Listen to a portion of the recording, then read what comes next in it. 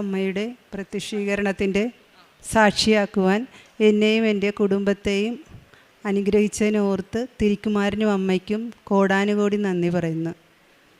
എൻ്റെ പേര് Mary Gracy. എൻ്റെ ഓമനപ്പുഴ സെൻറ്റ് ഫ്രാൻസിസ് സേവിയേഴ്സ് ഇടവകയിൽ നിന്നാണ് ഞങ്ങൾ വരുന്നത്. ഇതെൻ്റെ 2 മക്കളാണ്, അക്ഷയും ആദർശും. ഞാൻ 2020 ജനുവരി മാസം 4-ാം തീയതിയാണ് ഉടമ്പടി എടുക്കുന്നത്. എൻ്റെ അടുത്തുള്ള ചേച്ചി പറഞ്ഞിട്ടാണ് ഞാൻ കൃപാസനത്തിൽ വന്ന് ഉടമ്പടി എടുത്തത്. എൻ്റെ ഇളയ മകൻ 3 വയസ്സ് മുതൽ അവന് ഹൈപ്പർ ആക്ടിവിറ്റിയുടെ ഒത്തിരി വലിയ പ്രശ്നങ്ങളായിരുന്നു. അവന് ഒരു സ്ഥലത്ത് ഒരു മിനിറ്റ് പോലും ഇവനെ അടക്കി നിർത്താൻ സാധിക്കുമായിരുന്നില്ല. അങ്ങനെ ഇവൻ സംസാരിക്കാതെയായി, 3 വയസ്സ് തൊട്ട് ഇവൻ സംസാരിക്കാതെയായി. ഞാൻ ആ സമയമെല്ലാം മാതാവിനോട് പ്രാർത്ഥിക്കുകയായിരുന്നു. അങ്ങനെ 3 വർഷവും ഞാൻ അഖണ്ഡ ജപമാല റാലിയിൽ ഇവനെയും കൊണ്ടുപോയി മാതാവിനോട് കരഞ്ഞു പ്രാർത്ഥിച്ചിരുന്നു. 3-ാമത്തെ വർഷം അച്ഛൻ ആ സമയം ഒറ്റമശ്ശേരിയിലെ തങ്കിപ്പള്ളിയിൽ അച്ഛൻ്റെ രാത്രി ആരാധന അവിടെ ഉണ്ടായിരുന്നു. ആ സമയത്ത് ഞാനിവനെ അന്ന് രാത്രി ആരാധനയിലും അച്ഛൻ്റെ അടുത്ത് കൊണ്ടുപോയി ഇവനെ തലയിൽ കൈവച്ച് അച്ഛൻ ജോസഫ് അച്ഛനെ കൊണ്ട് പ്രാർത്ഥിച്ചു. പിറ്റേ ദിവസം വീട്ടിൽ വന്നപ്പോൾ തന്നെ ഇവൻ്റെ പെരുമാറ്റത്തിലും എല്ലാം പ്രത്യേകമായൊരു മാറ്റങ്ങൾ കണ്ടു തുടങ്ങി.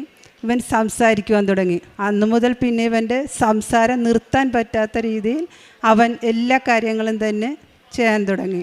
അതിനുശേഷമാണ് 3 വയസ്സിൽ അംഗനവാടിയിൽ ചേർത്തപ്പോൾ ഇവന് സ്കൂളിലിരിക്കുവാൻ ഒട്ടും പറ്റത്തില്ല. മറ്റു കുട്ടികൾക്ക് ശല്യം, നാട്ടിലും അയൽവക്കത്തും എല്ലാവരും ഇവനെക്കുറിച്ച് പരാതി മാത്രമായിരുന്നു പറഞ്ഞുകൊണ്ടിരുന്നത്. ഇവനെ കൊന്നുകളഞ്ഞേക്കാം എന്ന് പോലും ഞാൻ സങ്കടപ്പെട്ട് പറഞ്ഞു പോയിട്ടുണ്ട്. അത്രയ്ക്ക് ഇവനെക്കൊണ്ട് സഹിക്കില്ലായിരുന്നു.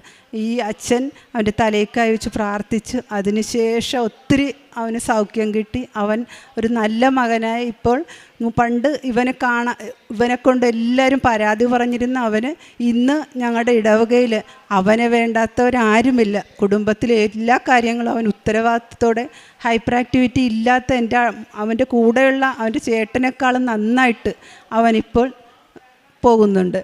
പിന്നെ ഞങ്ങൾക്ക് 10 വർഷമായി സ്ഥലമില്ലാത്തതിൻ്റെ പേരിൽ ഞങ്ങൾക്ക് വീട് അപേക്ഷിച്ചിട്ട് കിട്ടുന്നില്ലായിരുന്നു. ഞാൻ ഉടമ്പടി എടുത്ത് ആദ്യം തന്നെ ഈ നിയോഗം വെച്ച് പ്രാർത്ഥിച്ചു. കുറേ നാളുകളായിട്ട് അപേക്ഷ കൊടുത്തിട്ട് ഒരു മറുപടിയുമില്ലായിരുന്നു. അപേക്ഷയിൽ പെട്ടെന്ന് തീരുമാനം മാതാവ് തിരുക്കുമാരനും ഇടപെട്ടുകൊണ്ട് അതിൻ്റെ ഞങ്ങളുടെ പേര് വരികയും വീട് സ്ഥലവും ഒന്നിച്ച് അനുവദിച്ചു. ആ വീട് പണി നടക്കുന്ന സമയത്ത് 1 രൂപ പോലും കയ്യിലായിരുന്നു. ആദ്യം 40,000 രൂപ അനുവദിച്ചു. ആ പൈസ പോലും ഞാൻ അക്കൗണ്ടിൽ നിന്ന് എടുത്ത് എൻ്റെ കടങ്ങൾ വീട്ടി. പിന്നീട് പഞ്ചായത്തിൽ നിന്ന് ഉദ്യോഗസ്ഥൻ വിളിച്ച് പണി തുടങ്ങണില്ലെന്ന് വെച്ചിട്ട് എനിക്ക് ഒരു വഴിയുമില്ല. ആ സമയം ഞാൻ വീട്ടു ജോലിക്ക് പോകുന്നതാണ്. അപ്പോൾ എൻ്റെ വിഷമങ്ങളെല്ലാം അറിഞ്ഞ് അവരോരോരുത്തരായി പൈസ എല്ലാം തന്ന് ഇതാന്ന് പറയുന്നുമ്പോൾ ഓരോ ഘട്ടം വീടിൻ്റെ വാർപ്പ്, വീടിൻ്റെ തേപ്പ്, വൈറ്റ് വാഷിംഗ് എല്ലാ കാര്യങ്ങളും ഓരോ മക്കൾ ഏറ്റെടുത്ത് അത്ഭുതകരമായാണ് എല്ലാവർക്കും ഞങ്ങളുടെ പരിസരത്തുള്ള എല്ലാവരും പറഞ്ഞു ഗ്രേസിയുടെ മക്കളും ദൈവം അനുഗ്രഹിക്കപ്പെട്ട മക്കളാണെന്നവരെല്ലാവരും പറഞ്ഞു. അതിനിടയ്ക്ക് സ്ഥലം ആദ്യം അനുവദിച്ചപ്പോൾ അതിനിടയിലൊരു തടസ്സം ഉണ്ടായി. ഞാൻ അച്ഛൻ്റെ അടുത്ത് വന്നു വെച്ചാൽ സ്ഥലം കിട്ടാൻ ഒരു തടസ്സം വന്നിട്ടുണ്ട് അച്ഛാ, ഒന്ന് പ്രാർത്ഥിക്കണേ അച്ഛാ എന്ന് പറഞ്ഞു. അച്ഛൻ എന്നോട് കാശുരൂപം തന്നിട്ട് പറഞ്ഞു, മോൾ ആ സ്ഥലത്ത് കൊണ്ടുപോയി ഈ കാശുരൂപം വെച്ച് പ്രാർത്ഥിക്കാൻ പറഞ്ഞു. അങ്ങനെ ചെയ്തു. പിറ്റേ ആഴ്ച തന്നെ ആ സ്ഥലം ഞങ്ങൾക്ക് തടസ്സങ്ങൾ മാറി. എത്രയും പെട്ടെന്ന് തടസ്സങ്ങൾ മാറി തന്നെ ആ സ്ഥലം ഞങ്ങൾക്ക് മാതാവിൻ്റെ ഒക്ടോബർ മാസം 11-ാം തീയതി തന്നെ അതിൻ്റെ രജിസ്ട്രേഷൻ നടത്തി. പിന്നീടാണ് വീട് പണിയെല്ലാം തുടങ്ങിയത്. അതിനുശേഷം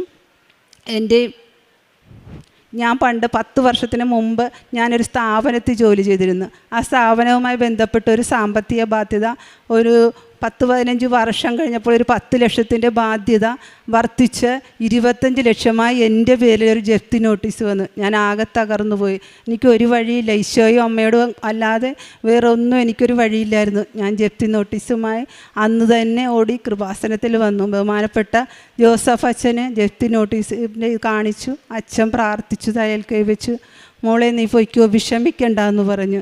പിറ്റേ ദിവസമായിരുന്നു ആ കേസ്. അത് തീർപ്പാക്കൽ കൂടിയായിരുന്നു അതിൻ്റെ.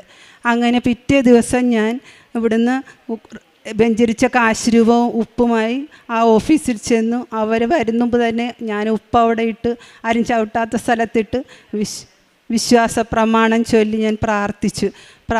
ആ ഉദ്യോഗസ്ഥന്മാരോട് എൻ്റെ സാഹചര്യങ്ങളും അവസ്ഥകളും എല്ലാം പറഞ്ഞു. എനിക്കൊരു ചതിവ് പറ്റിയത് മൂലമാണ് ആ ബാധ്യതകളെല്ലാം എൻ്റെ പേരിൽ വന്നെന്ന് അവർക്ക് മനസ്സിലായി. മാതാവും ഈശോയും അവിടെ ഇടപെട്ടത് കൊണ്ട് മാത്രമാണ് എൻ്റെ അവസ്ഥകൾ അവിടെ അവർക്ക് മനസ്സിലാക്കുകയും എന്നോട് കരുണ ഉണ്ടാവുകയൊക്കെ ചെയ്ത്. ഈശോയുടെയും അമ്മ മാതാവിൻ്റെയും മാത്രം ഇതാണെന്ന് ഞാൻ ആശ്രയിക്കുന്നത്. എനിക്കൊരു കഴിവുമില്ല, ഒരു യോഗ്യതയുമില്ല. ഈശോയും അമ്മ മാതാവ് ആ സമയത്ത് ഇടപെട്ടുകൊണ്ട് എൻ്റെ ഏറ്റവും വലിയൊരു അനുഭവമാണ് എനിക്കത്. എനിക്ക് ആത്മഹത്യയല്ല, വേറെ ഒന്നും ചെയ്യാൻ എനിക്കില്ലായിരുന്നു. അതിൽ നിന്നും എന്നെ ഈശോയും അമ്മ മാതാവും അതിൽ നിന്ന് ഒഴിവാക്കി എന്നെ രക്ഷിച്ചതിന് കോടാനുകോടി നന്ദി പറയുന്നു.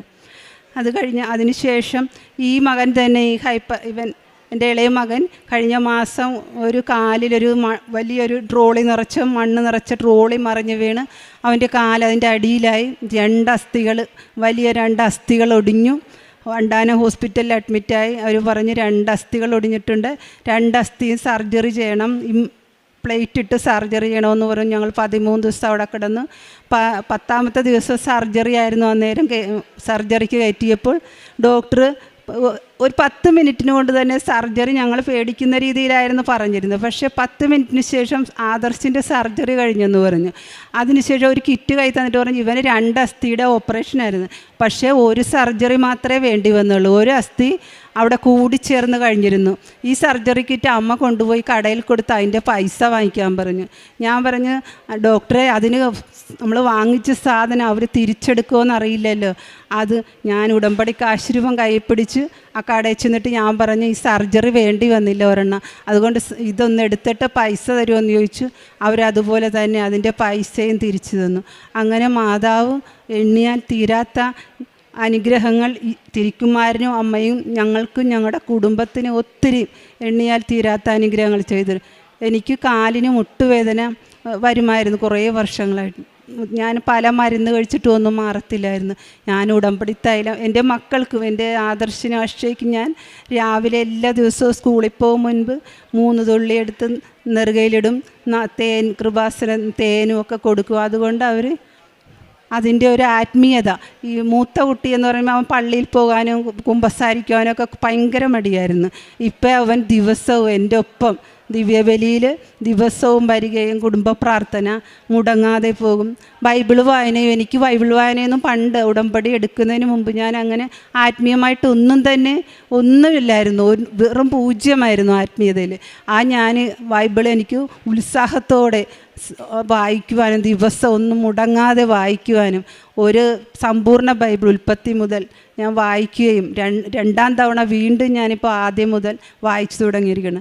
ആത്മീയ ജീവിതത്തിൽ എനിക്ക് ഒത്തിരി എപ്പോഴും എനിക്ക് ഈശോയോടും മാതാവിനോട് കൂടെ നിൽക്കുന്ന ഒരനുഭവം എനിക്ക് എപ്പോഴും ഉണ്ടായിരുന്നു.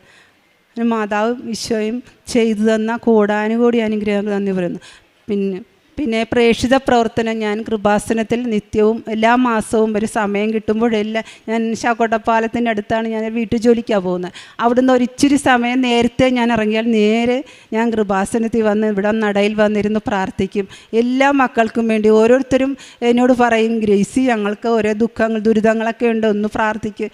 പക്ഷേ എന്തോ എൻ്റെ കഴിവല്ല, എന്നാലും അവർ പറയും ഗ്രേസി മാതാവിനോട് പ്രാർത്ഥിച്ചപ്പോൾ ഞങ്ങൾക്ക് ആ കാര്യങ്ങൾ സാധിച്ചു കിട്ടി ഗ്രേസി എന്ന് പറയും. ഞാൻ പറയും അത് എൻ്റെ കഴിവല്ല, നിങ്ങളും കൃപാസനത്തിൽ അമ്മയോട് അടുത്ത് വന്ന് പ്രാർത്ഥിക്കണം. ഒത്തിരി പേര് ഈ ആശുപത്രി കിടന്നപ്പോൾ ഒത്തിരി പേർക്ക് ഞാൻ നിരന്തരം പ്രാർത്ഥനയും ജപമാലയും നടത്തുമ്പോൾ ഒത്തിരി പേര് അക്രൈസ്തവരാണ്, മുസ്ലിങ്ങളുണ്ട്, ഹിന്ദുക്കളും. അവരെല്ലാം ഈ ഉപ്പെല്ലാം വാങ്ങിച്ച് അവരും ആ രോഗമുള്ള എന്നിട്ട് പറഞ്ഞു ഞങ്ങളെല്ലാവരും ഡിസംബർ മാസത്തിൽ ഗ്രേസിയുടെ വീട്ടിൽ വരും. ഞങ്ങൾ കൊല്ലത്തും അകലെയൊക്കെ ഉള്ളവരാണ്. അവർ പറഞ്ഞ് ഗ്രേസിയുടെ വീട്ടിൽ വന്നിട്ട് ഞങ്ങളെയും കൊണ്ടുപോയി കൃപാസനത്തിൽ കൊണ്ടുപോയി ഉടമ്പടി എടുപ്പിക്കാനുള്ള ഇതൊക്കെ ചെയ്തു തന്നെ. ഹിന്ദുക്കളായതുകൊണ്ടാണ് അവർ അങ്ങനെയൊക്കെ ഒരുപാട് ആശുപത്രിയിലായിരുന്ന സമയത്ത് ഒത്തിരി ഈശോയുടെയും മാതാവിനെയും കുറിച്ച് മറ്റുള്ളവരിലേക്ക് എനിക്ക് പകർന്നു കൊടുക്കുവാൻ സാധിച്ചതും എൻ്റെ കഴിവല്ല, അമ്മ മാതാവിൻ്റെ ഈശോയുടെ അനുഗ്രഹം കൊണ്ടാണ്. പ്രേക്ഷിത പ്രവർത്തനമായിട്ട് ഞാൻ പത്രം വാങ്ങി കൊടുക്കും. പിന്നെ രോഗികളെ ചെന്ന് കാണും. അവർക്ക് കഴിയാവുന്ന മരുന്ന് വാങ്ങുന്നതിനുള്ള പൈസയും അവർക്ക് സാമ്പത്തിക ബുദ്ധിമുട്ട് അനുഭവിക്കുന്നവർക്ക് എന്നെക്കൊണ്ട് പറ്റാവുന്ന രീതിയിലുള്ള സാമ്പത്തിക സഹായമൊക്കെ ഞാൻ ചെയ്തു കൊടുക്കും. എല്ലാവരോടും ഞാൻ പറയും, നിങ്ങൾ പോയി ഉടമ്പടി എടുക്കുക, പ്രാർത്ഥിക്കുക. എല്ലാവരും പറയും, എല്ലാവർക്കും ഞങ്ങളുടെ കുടുംബത്തോട് തന്നെ ഒരിതുണ്ട് എന്ന് വെച്ചാൽ ദൈവമേ അവരെ ഒരുപാട് ഞാൻ പറയും ദൈവം അനുഗ്രഹിക്കുന്നത് നമ്മൾ ദൈവത്തോട് ചേർന്ന് നിൽക്കുന്നതുകൊണ്ടാണ്. എപ്പോഴും നമ്മൾ പ്രാർത്ഥനയിൽ ദൈവത്തോട് ചേർന്ന് നിന്നാൽ നമ്മൾ തക്ക സമയത്ത് നമ്മുടെ ആവശ്യങ്ങൾ ദൈവം കണ്ട് നമ്മളെ ഉയർത്തിക്കൊള്ളും. പ്രാർത്ഥന വേണം എല്ലാവർക്കും എന്ന് ഞാൻ എല്ലാവരോടും പറയാറുണ്ട്. ആത്മീയ ജീവിതം ഞാൻ കുമ്പസാരവും മാസത്തിൽ 15 ദിവസമാണെങ്കിൽ പോലും ഞാൻ 15 മാസത്തിൽ ഒരു ദിവസം എല്ലാ മാസത്തിൻ്റെ ആദ്യ വെള്ളിയാഴ്ച ഞാൻ മുടങ്ങാതെ കുമ്പസാരിക്കും. കുർബാനയും ഞാൻ പണ്ടൊന്നും കുർബാനയ്ക്ക് ഞായറാഴ്ച പോയാൽ എത്രയേ ഉള്ളായിരുന്നു. ഇപ്പോഴങ്ങനെയല്ല, ദിവസവും ഞാൻ ദിവ്യബലിക്ക് പോകും. രാവിലെ അഥവാ പോകാൻ പറ്റിയില്ലെങ്കിൽ ഞാൻ വൈകിട്ട് വരുന്ന വഴി ഞാൻ ലിത്യമ്പള്ളിയിലോ തുമ്പൊളിപ്പള്ളിയിലോ എവിടെയായാലും ഞാൻ കുർബാന കൂടാതെ ഞാൻ അന്നത്തെ ദിവസം ഉറങ്ങിയില്ല. അസുഖം വന്ന് ഇപ്പോൾ ഈ 3-4 ദിവസം പനിയായതുകൊണ്ട് എനിക്ക് കുർബാനയ്ക്ക് പോകാൻ പറ്റിയിട്ടില്ല. അതെൻ്റെ വലിയൊരു നഷ്ടമായിട്ട് ഞാൻ ഈശോയോട് മാപ്പ് പറയും, പ്രാർത്ഥിക്കുകയൊക്കെ ചെയ്യുന്നുണ്ട്. ഇത്രയും വലിയ അനുഗ്രഹങ്ങൾ പലതവണ ഞാൻ സാക്ഷ്യം പറയാൻ വന്നിട്ട് എൻ്റെ മക്കളില്ലാത്തതുകൊണ്ടൊക്കെ എനിക്ക് പറ്റിയില്ല. ഇന്നത്തെ ദിവസം എനിക്ക് ഈ സാക്ഷ്യം പറയാൻ എനിക്ക് ദൈവം എന്നെ അനുഗ്രഹിച്ചതിനെ ഓർത്ത് ഒരുപാട് നന്ദി. യേശുവിന് ആരാധന കോടാനുകൂടി നന്ദി സ്തുതി അർപ്പിക്കുന്നു. ദൈവമേ, എൻ്റെ നിലവിളി കേൾക്കണമേ, എൻ്റെ പ്രാർത്ഥന ചെവിക്കൊള്ളണമേ. ഹൃദയം തകർന്ന ഞാൻ ഭൂമിയുടെ അതിർത്തിയിൽ നിന്ന് അവിടുത്തോട് വിളിച്ചപേക്ഷിക്കുന്നു. എനിക്ക് അപ്രാപ്യമായ പാറയിൽ എന്നെ കയറ്റി നിർത്തണമേ. സങ്കീർത്തനം 61:1-2 വചനങ്ങളാണ്. മനസ്സ് തളരുമ്പോഴാണ് നാം ദൈവത്തെ വിളിച്ചപേക്ഷിക്കുന്നത്. നമ്മുടെ കഴിവുകൾക്ക് അതീതമായ സാഹചര്യങ്ങൾ വരുമ്പോൾ ദൈവം ഉടമ്പടിയിലൂടെ നമ്മെ സുരക്ഷിതമായ ഒരു പാറയിലേക്കാണ് നയിക്കുന്നത്. ഉടമ്പടി ആത്മീയ ഉറച്ചിലേക്കുള്ള ഒരു പാറയാണ്. പാറ എന്നത് ദൈവത്തിൻ്റെ ഉറച്ച സംരക്ഷണവും ശക്തിയും ഒരു കൂടെയുള്ള ഒരു സാന്നിധ്യവുമാണ് നമുക്ക് ഉറപ്പ് നൽകുന്നത്. സ്വന്തം ശക്തി കൊണ്ട് പ്രശ്നങ്ങളെ അതിജീവിക്കാൻ കഴിയാത്തപ്പോൾ ഉടമ്പടിയിൽ ദൈവം നമ്മുടെ കൂടെയുള്ളപ്പോൾ എല്ലാ ധൈര്യവും ശക്തിയും എല്ലാം നമുക്ക് നൽകുന്ന ഒരു അനുഭവമാണ് നമുക്കുള്ളത്. മേരി ഗ്രേസി എന്ന സഹോദരിയുടെ സാക്ഷ്യത്തിൽ ഹൈപ്പർ ആക്റ്റീവായ ഈ മകനെയും കൊണ്ട് ഈ മകൾ പറഞ്ഞതുപോലെ സ്കൂളിലും വീട്ടിലും നാട്ടിലുമെല്ലാം ഒത്തിരി പ്രശ്നങ്ങളായിരുന്നു. ഒരു മിനിറ്റ് പോലും അനങ്ങാതെ നിൽക്കാൻ സാധിക്കാത്ത ഒരു മകനാണ് ആദർശ്. 3-ാം വർഷം 3-ാമത്തെ വയസ്സിൽ ജോസഫ് അച്ഛൻ്റെ തങ്കിപ്പള്ളിയിൽ രാത്രിയിൽ ആരാധനകൾ നടത്തുന്ന സമയങ്ങളിൽ ആ രാത്രി ആരാധനയിൽ പങ്കെടുക്കുവാനായിട്ട് ഈ കൊച്ചു മക്കളെയുമായിട്ട് ഈ അമ്മ പോവുകയാണ്. അന്ന് ആ രാത്രി ആരാധനയിൽ ബഹുമാനപ്പെട്ട ജോസഫ് അച്ഛൻ തലയിൽ കൈവച്ച് ആദർശിന് വേണ്ടി പ്രാർത്ഥിച്ചു. അന്നു മുതൽ ആദർശിൻ്റെ ഹൈപ്പർ ആക്റ്റീവായിട്ടുള്ള ആ ക്യാരക്ടർ മാറുകയാണ്.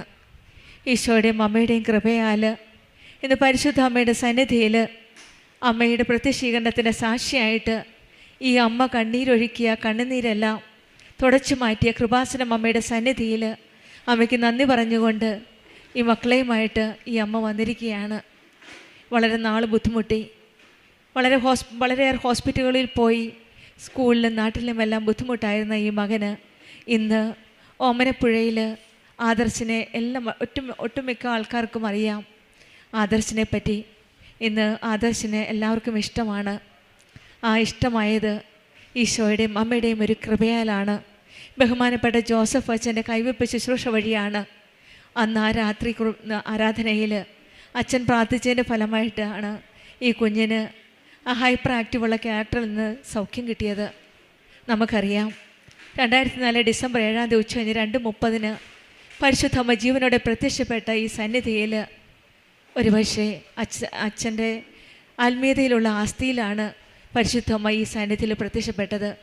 രാത്രികാലങ്ങളിലുള്ള ആരാധനയും അച്ഛൻ ചെയ്തു കൂട്ടിയ ജപമാലകൾ, രാത്രി തോറുമുള്ള പ്രാർത്ഥനകൾ, വചനങ്ങൾ, വായനകൾ, ഈശോയുടെ അമ്മയുടെയും ചേർന്ന് ചിലവഴിച്ച സമയങ്ങൾ, ആ ആസ്തിയിൽ ആത്മീയ ആസ്തിയിലാണ് അമ്മ ഇവിടെ പ്രത്യക്ഷപ്പെട്ടത്. ആ കൈവെപ്പ് ശുശ്രൂഷ അന്ന് ലഭിച്ചതും ആ ആസ്തിയിൽ കൂടെയാണ്.